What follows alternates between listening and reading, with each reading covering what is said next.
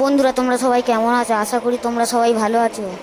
আমি কলকাতাতে ডাক্তার দেখাতে এসেছি। বাসে যেতে যেতে যে আমার চোখে পড়লো সেই আরজিকর, যে আরজিকরে অভয়াকে মেরে দিয়েছে, সেই আরজিকরটা আজ যেন অন্য মতো লাগছে।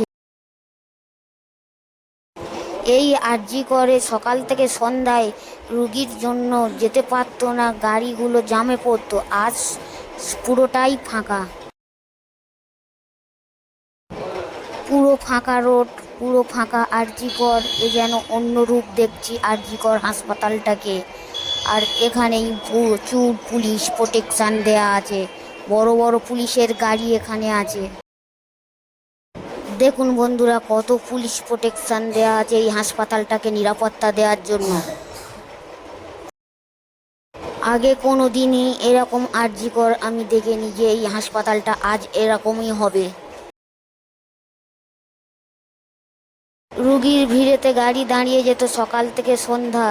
এখানে কখনো 20 মিনিট, কখনো আধ ঘন্টা গাড়ি এখানে জামে পড়ে যেত। আবার 40 মিনিটও হয়েছে, 1 ঘন্টাও হয়েছে।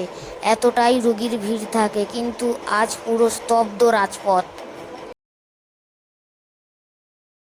জানি না কবে আবার সেই আরজিকর ছন্দে ফিরবে, নতুন আগেকার মতো সেই আরজিকর আবারও দেখতে পাবো।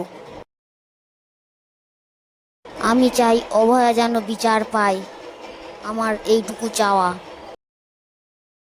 এই একটাই গেট খোলা আছে শুধু এমার্জেন্সি রুগীদের জন্য, কিন্তু এমার্জেন্সি রুগীরাও খুবই কম, আর কোনো জমায়েতও নেই।